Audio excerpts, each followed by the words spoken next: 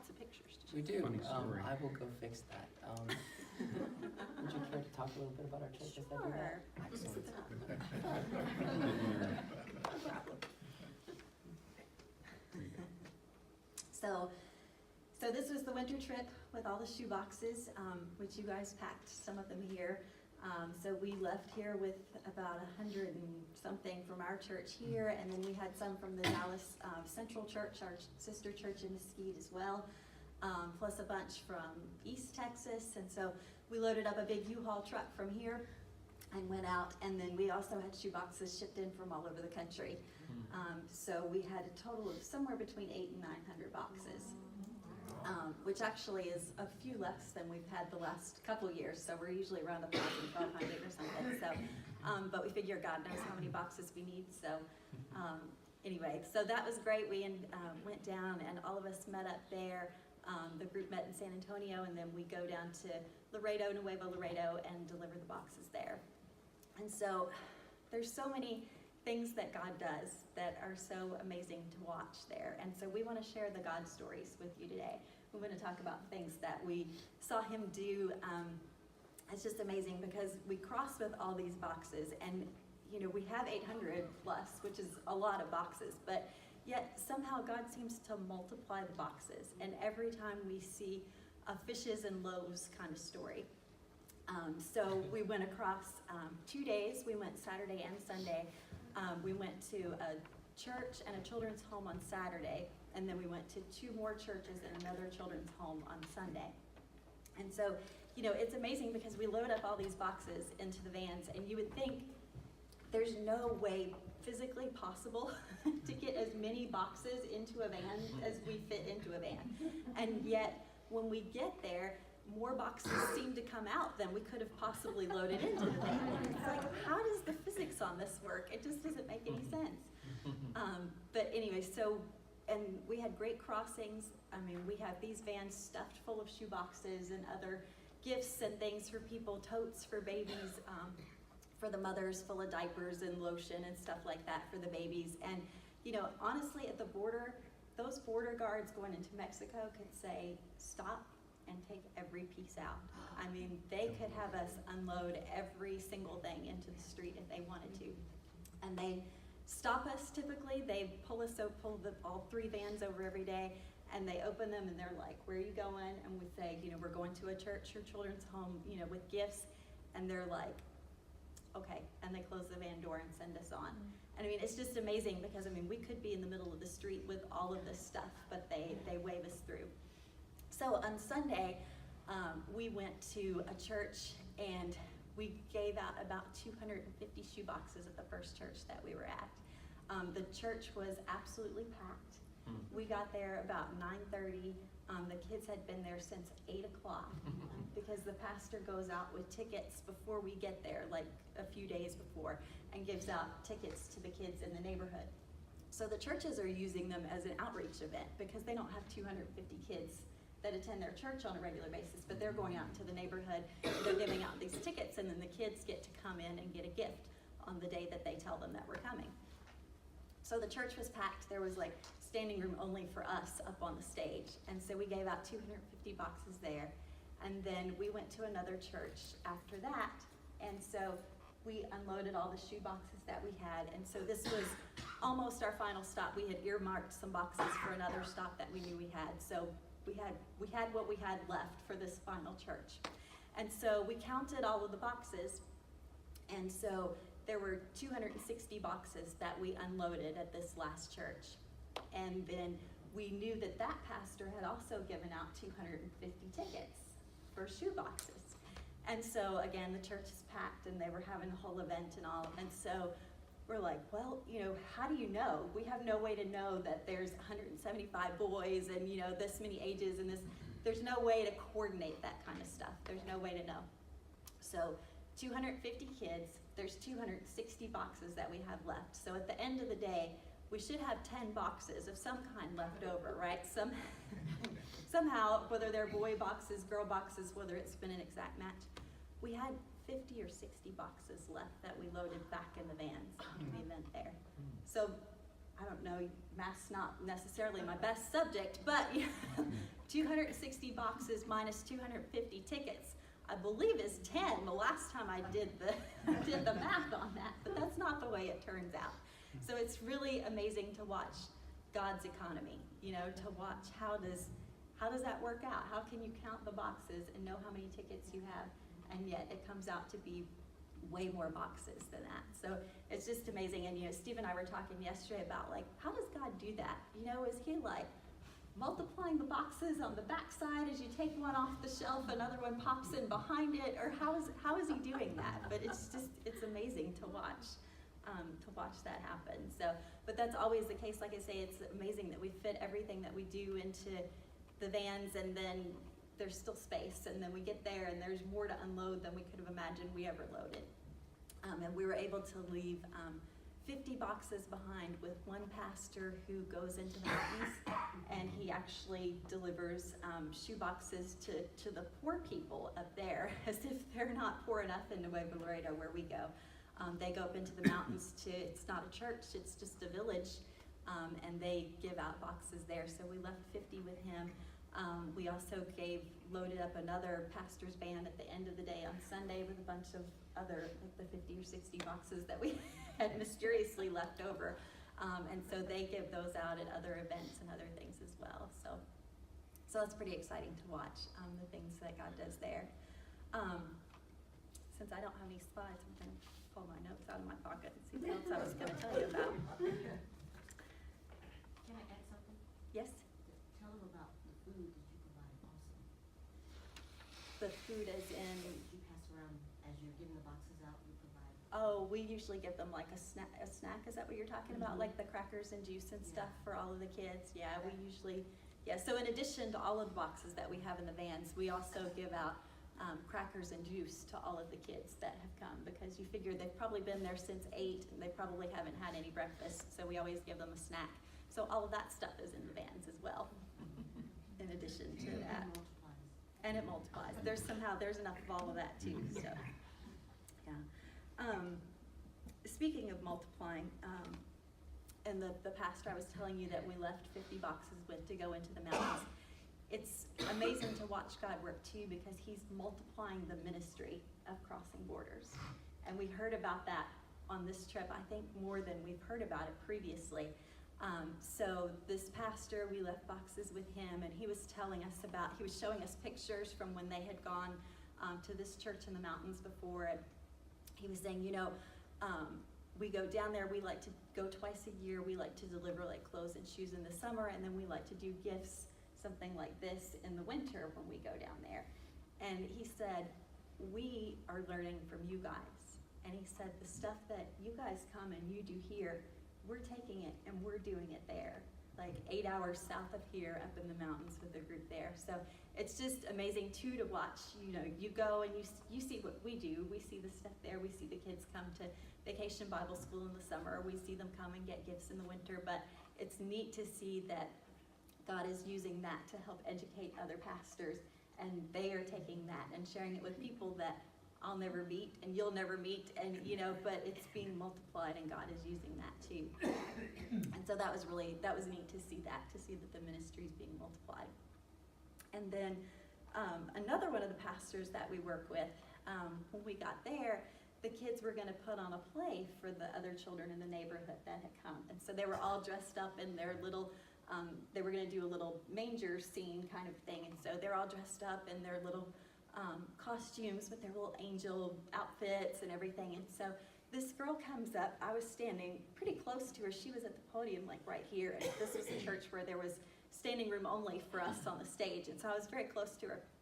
She comes up and she brings her little script out to read, and she puts it on the podium, and so I could see it from where I was, and I was like, man, the picture on that looks really familiar. And I'm like, I keep looking a little closer while she starts talking. And you guys know we put like a little Christmas story insert into those shoe boxes every year. Well, they had taken that insert and they had created it into a play. And so they're using it for their ministry there too. So who thinks anything, right, about, oh yeah, we pulled up some little sheets of paper, we toss them into the boxes, and, hope the kids get a little bit of the meaning of Christmas, along with their gift. And so this little play this little script that was called Mary Had a Little Lamb, and they were using it in their church as a play. So it's really exciting to see what God's doing with just little things that we put in, stick a copy in a shoebox, and they're using that to minister as well. It's done in Spanish too? Or? It was in Spanish, yes. So we print all of those in Spanish because those kids wouldn't be able to read them in English. So, yeah. Any sign of pictures? No, they're MIA. So, no pictures. But the stories are good without the pictures, so. Yeah, sorry about that. We spent a lot of time curating pictures and selecting And some appropriate little ones. videos and everything, yeah. So I'll have to, maybe I can put that in the email or something, but for some reason they did not go through the cloud and rain back down again, so. Apologize, but I was thinking about the Christmas tree story too. Can I tell that story? So apparently one of our ministry partners, Raimundo, and someday he might actually come by our church and meet you guys, because he does travel around Texas sometimes, and he needed a Christmas tree for his church. And so he spoke to our director, Lee Berger, and he said, Lee, do you know of how could I maybe get a used Christmas tree or something? And Lee was like, it's not something I hear about every day. People don't come around and saying, hey, would you like a used Christmas tree? So, so he's like, no, but I'll kind of keep my eyes and ears open. And then it was within a few days. 12 hours. 12 hours? Yeah, it was within a few days. Still qualifies. So within less than a day, Lee is on site with his boss. He works in a real estate business.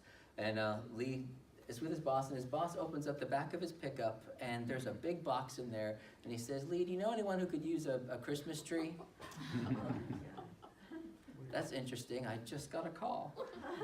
So when we were loading up our shoe boxes, we had a Christmas tree box to put into the back of the U-Haul, and we took it all the way to Mexico and brought it to Ray, and so his church will have a Christmas tree this year because of that kind of, connection and relationship and, blessing that God likes to do through people.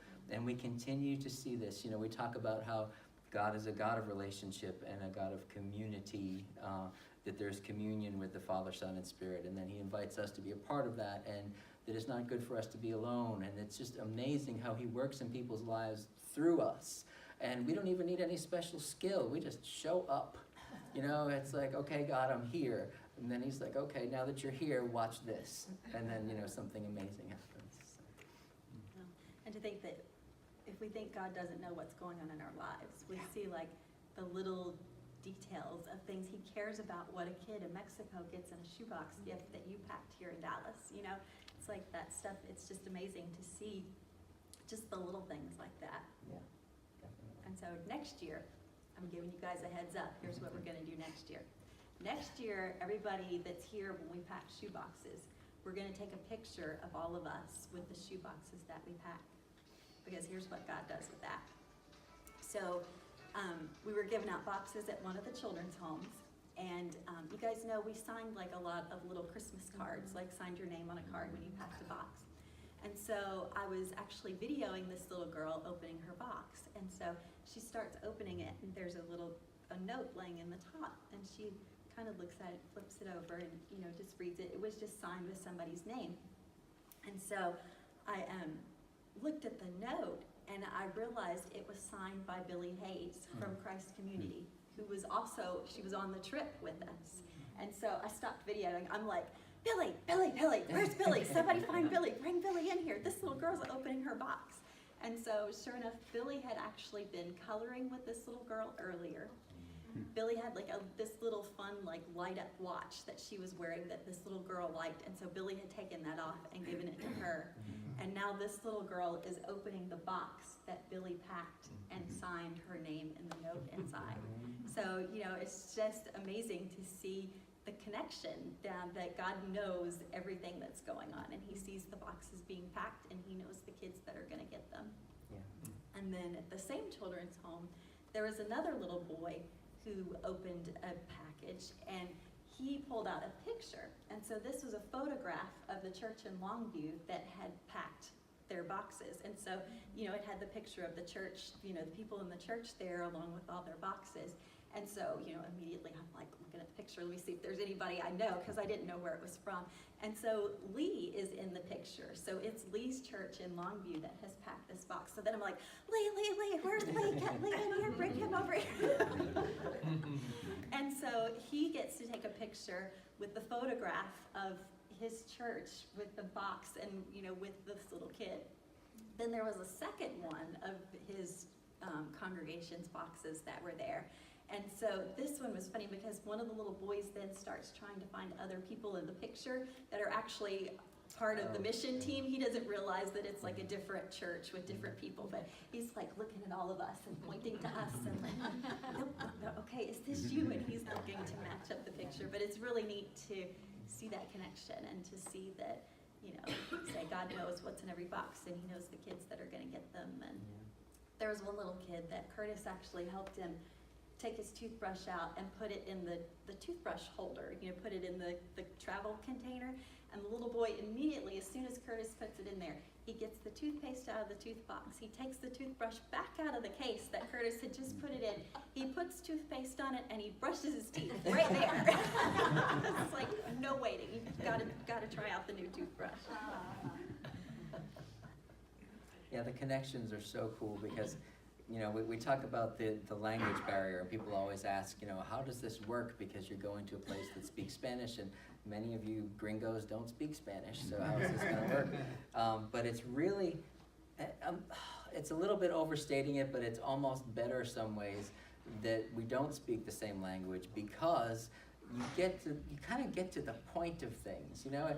When you speak the same language, often there's small talk and just little chit chat. But it's interesting, when the language part is removed, it's almost like a heart-to-heart kind of a thing, and people start to just relate to each other. Like I was telling Barbara, this sounds off subject, but I know the experience. I was just watching a video where Hugh Jackman, the actor, who's been in X-Men movies, he went to some African country and was spending time with the kids there, and one of the kids recognized him from his movies. And so he plays, you know, the Wolverine. He's got these big claws. And so you could see the kid when that moment of recognition happens. And the kid's like, he's like, you? It's like, and he kind of makes this face like he makes the Wolverine claws. And he's like, that's you. And you can see that Jackman doesn't speak the language, but he's like, yeah, that's me. And he's like this? He's like, yeah, that's me. And so then he gives him a little fist bump, like, all right. And there's this moment of connection there. And it's really cool. They didn't need a language. You know, it's just like, you know, hey, I know who you are, I see you and you see me, and it's really cool because we have that kind of stuff. The kids don't care, you know, if you're playing basketball or soccer, if, you know, you speak the same language, we get to those moments of connection, and it's just like, oh, thanks for the toothbrush, I will brush my teeth now, you know, and that's how it works, so it's really nice. What other stories did you have? The stories about the blankets. Did you have one? Oh, with Lee's, so one of the cool things is when, sometimes when people are retired, they have a lot of time to prepare for things in advance. And there's a lady in Lee's church who makes blankets, like I want to say almost year round, but several months in advance. She makes, you know, like quilted blankets with all these cute patterns, like robots and heroes for boys, and then maybe unicorns and horses and cats for girls. And beautiful blankets, and, you know, just bags full of them we bring down there. And it was really cute because one of the pastors, his grandson, got one of the blankets. And I took a picture of him wrapping himself up in it because it's great to have that connection, you know, to think that something that we do here can have an effect over there.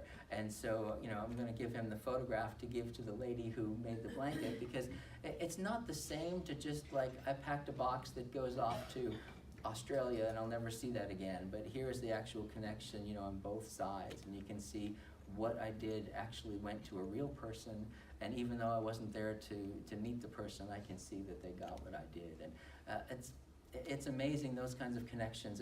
They're best in person, but they're also good if you can just get a photograph.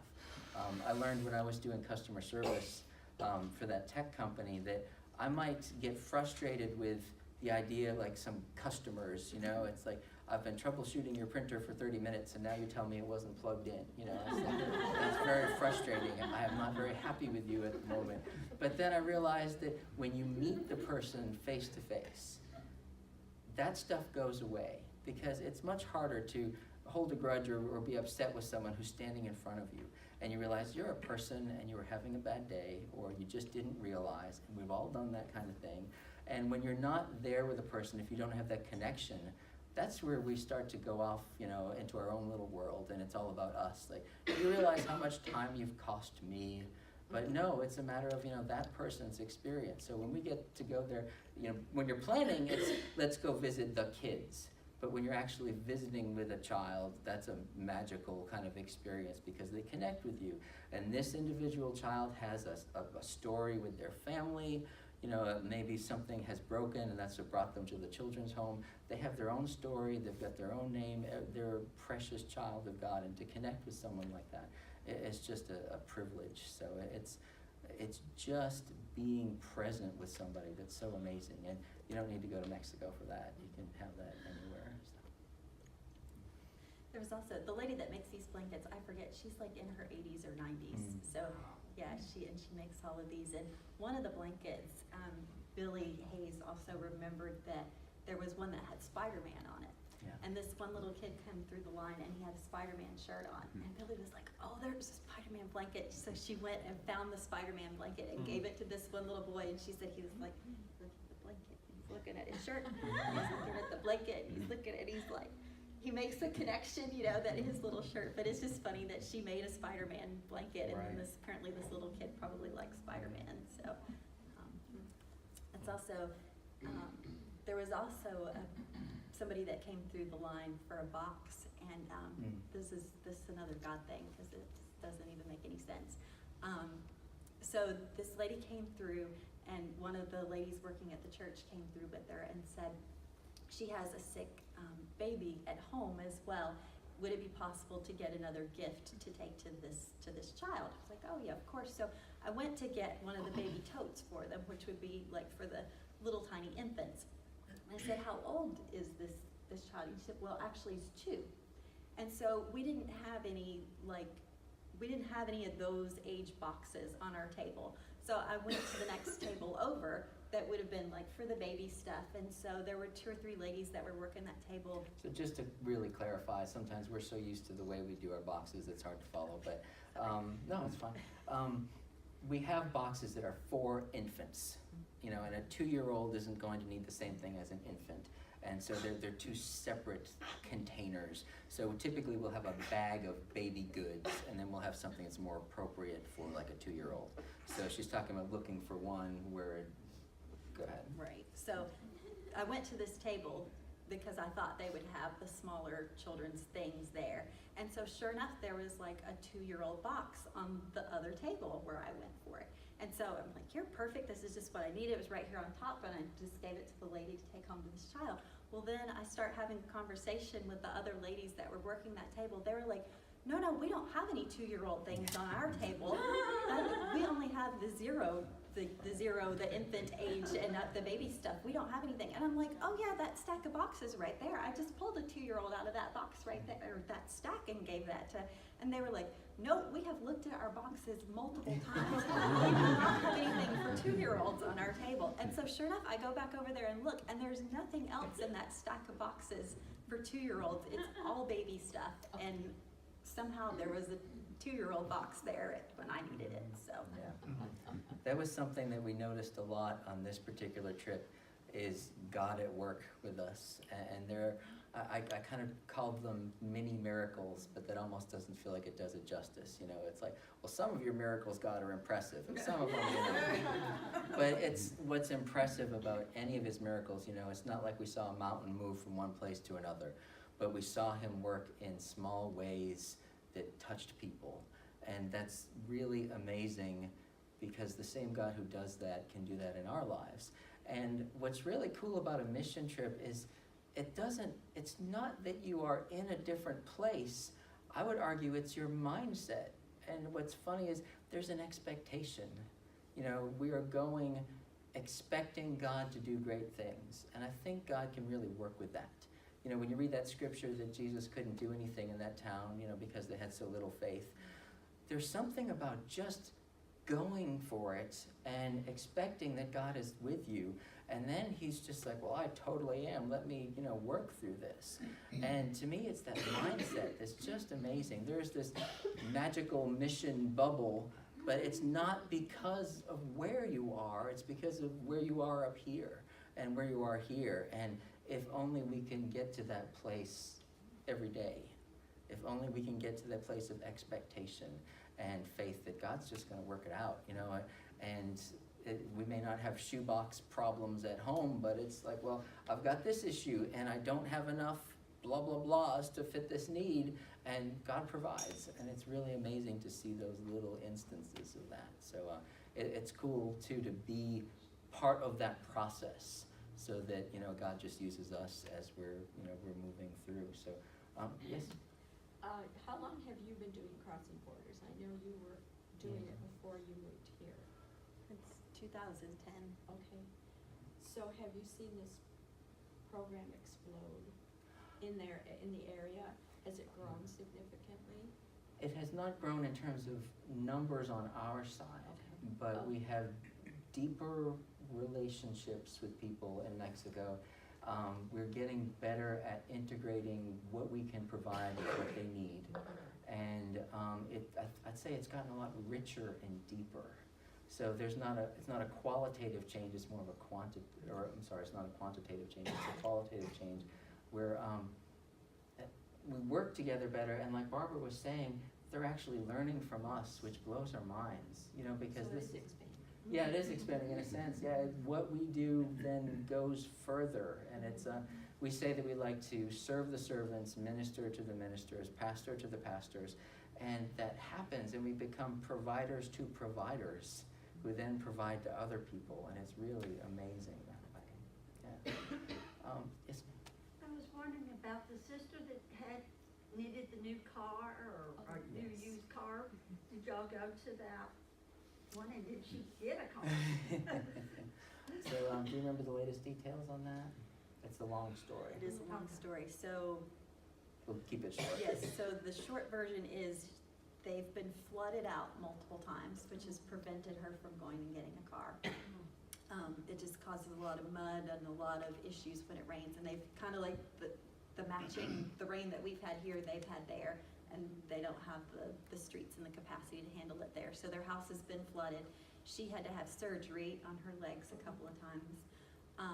There's a little boy at the children's home who's had to have surgery, and he's doing good, so that was good. He was there and quite feisty. And then most recently, her goal was, she's like, I'm going to get it in December. This is my plan. And her nephew was killed in a head-on car collision the week before we went. And so she had to go out of town for the funeral for that. So if you didn't know her, you would think, well, get on the ball, you know, what's the deal? You know, we raised funds, you know, get a car. But everything has gotten in the way ever since. So she has plans. I think she practically knows the dealership she's gonna go with. One of the guys on our team is gonna help her in San Antonio, I think, you know, with the purchase process. So it's all still there, ready to go, but it's just been the logistics of getting her from there to here to make the purchase. But yeah, still working on it. Well, did they get a new building moved up higher or something? No, their flooding problem was not just a matter of mud and water coming in the building, but it also affected their septic. And so you can imagine what else was in the water in the house. And Mexico is not a place known for its, at least this part of the country is not known for its cleanliness necessarily. So sanitation, thank you, that's the word I'm looking for. So the equivalent of firefighters actually had to intervene and said, you guys need to get cleaning utilities, like you need to get clean mops and clean rags because you're still reusing the same ones and you're gonna continue to, you know, you're not actually getting any cleaner. So it had to be pretty bad for Mexican authorities in this part of the country to intervene and say, we need to get this better than it is. And you can see mold on the outside of the house. I mean, it's just a sad situation.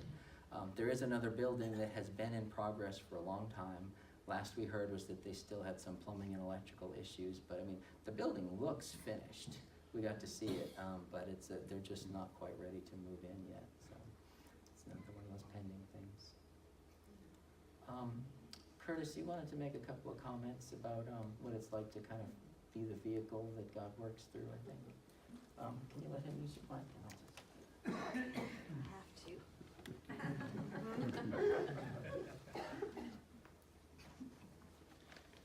Well, this was my second trip down, so I wasn't quite as shocked this time with poverty like I was the first time, but the people live in what wouldn't even be as good as your garage. And they have water, if they're lucky, running at, one family out in the front yard, and she was just so happy. She actually turned the water faucet on and showed it to us 2 years ago. But anyway, that's the first thing on your first trip you notice. And I was just thinking of some of the theology involved in what we did on this trip. And Christ said, John, speaking of Christ, said that Christ was the light of the world, and he shined in the world, but the world didn't understand him, or he didn't comprehend who this person was. And then Christ himself said to his disciples that you are the light of the world. So we then become, when we become Christ's disciples, an extension of his, especially after he ascended to heaven, we are the incarnation on earth for the people. So as we're going out to do these things, which it's not just our hands that are handing the boxes to these people. It's Christ who's doing this through us. So that is the part that's, at least to me, is really amazing, that we could be used like this. We're just normal, carnal people. We're nothing really special. And yet we're special in that we're allowing ourselves to be used like this. So whether it's an activity like crossing borders, which we're going across into another country, into another language, and even another race, because none of us were Hispanic on this trip. We're doing something that God wants done. And then I thought of the little mustard seed analogy. This is sort of like a mustard seedish, if you can make an adjective out of mustard seed, a mustard seedish activity that will grow, and like they were talking about how they're even imitating, or we provide for them and they're taking the stuff to other people. And it's not only us that are doing this kind of activity, but other churches are doing other activities like this. The person who is behind it is Jesus Christ. He's the one who's behind it all. And it is just a mustard seed of what's going to happen when Christ returns. This is the way the world will function when everyone has this mindset, not just a few. We're the beginning of it. Christians today, we're the beginning of who has the Holy Spirit and who are motivated by the Holy Spirit.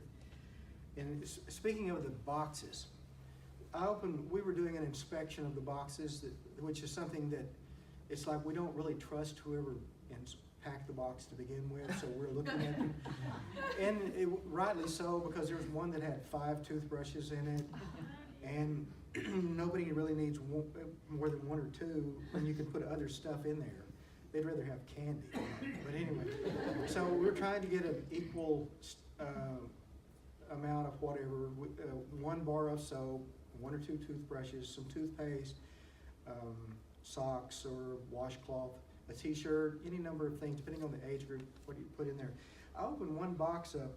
I was absolutely amazed at how perfect everything fit. It looked like it was packed by an angel. We were wondering where these boxes come from, these extra boxes. And anyway, I thought, I'm not touching this. I'm not even going to look to see what's under it, because I can never get it put back in there perfectly as it's put in there now. So you can just imagine. And there was another story about the person who got all white socks. And that wasn't supposed to be. The people who are inspecting the boxes are supposed to make sure that doesn't happen. And I think, Barbara, weren't you telling this? I forgot now who told the story. was But- from Operation Christmas Child. But anyway, come to find out, the kid had been to the doctor and he had a foot infection. The doctor had told him to wear white socks. He didn't have white socks. Didn't have the money to buy all white. So he got a whole box full of white socks. And when they offered to trade, he did not. They said, no, this is what we need. So that's just another example. And then 2 years ago, a girl got a boy's box by mistake.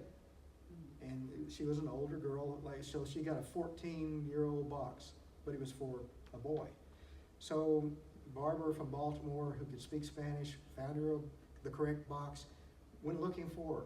By the time she got there, the girl had already opened her box and she refused to trade. Whatever was in that boy's box, she wanted it. It was just fine with her. So that was an amazing thing. I'm sure there are a lot of other little stories. The individuals who come, you think, you look at them, there were old people there, and there were young people there, different people. And what is the common denominator of all these? I don't know whether, except that God inspired them to come. There's really no common denominator, unless it might be that they were, that had the courage to go over there. Whenever I told some of the people at school that I was going over, they said, well, we'll pray for you. I mean, the first thing they think about is your safety. They hear all this stuff about what happens in Mexico. And I can say this, there was never a point where I was afraid of anything. It just we didn't think about it. We saw some police, we saw the military once this time, the military patrols, usually in a group of 4, and they have a 50 caliber machine gun mounted on the top. And I'm thinking, well, that certainly would get your attention if they started using that thing. But anyway, it was a very fun trip, and the only thing you don't have, they feed us well, is they don't give us any sleep much. And that's something we have to catch back up on when we get back. And I'm wondering if more people would come, if Lee would let them have more sleep. Possibly. It takes 2 or 3 years to recuperate. Right. Anyway, just, I would say that if you didn't participate, then next year try to make, a goal to participate in some way, either giving money or buying toys or clothes or soap or something to contribute to make the shoe boxes, because they do go a long way, and those people, it's amazing how appreciative they are of getting those boxes. It is a huge thing for them. And I was thinking, if each box cost $20 and we had 800, that's $16,000 worth of stuff. But I bet it was actually more, because I think some people probably spent $50 on a box. So, but anyway, we brought them a lot. It's definitely something that they need and then appreciate. I guess that's all I've got to say. Is that enough? Thank you, Curtis. I just had one other thought, that we're talking about God multiplying, fishes and loaves and shoe boxes, and it's really interesting to me to think that, and this is just the way my brain works, but if someone got one of those multiplied boxes, then the inside of that box was never touched by human hands. So it's just like, wow, you got a God box. That was packed by Jesus. That's interesting. I don't know how it happens. And the logical part of me just says, well, okay, I want to know, how does he clone an existing box, or does he make his own box? And if he makes his own box, what does he put in the box? I don't think he'd put a soldier. So what would Jesus put in a shoe box? And it's just like, you start to kind of wonder, how does that work? But at the end of the day, it doesn't matter. It's just amazing. It's just that God works in those ways. And I think it's also a lesson for us too, that there's always a way that you could think God out of a situation.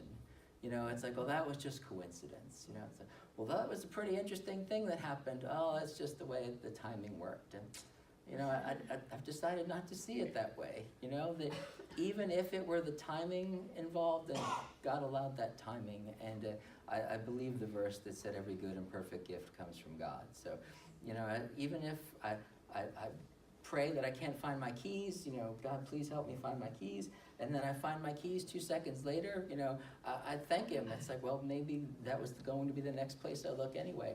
I don't care. He's still involved in my life, and that's still a blessing. And so to see that kind of stuff is just an incredible reminder of how present he is. So we had our final chapel service on Monday morning, and it was very powerful because we were sharing these stories of what God does. And matter of fact, next year I'd be interested if we somehow in our church services could incorporate testimonials in some way, that's appropriate, but just people sharing, what God has been doing in our lives, because that breeds such a sense of connection to him and to each other, and it's very powerful for our walk as disciples.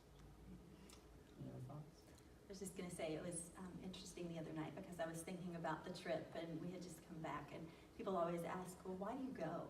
Why have you been so many times? Why do you keep going? And I'm always like, I don't know, I just enjoy it. It's really good. We have good connection. I love going with the team. And the other night I was like, I go because I'm addicted to seeing God work. Mm-hmm. And I see him work when we go on Crossing Borders trips.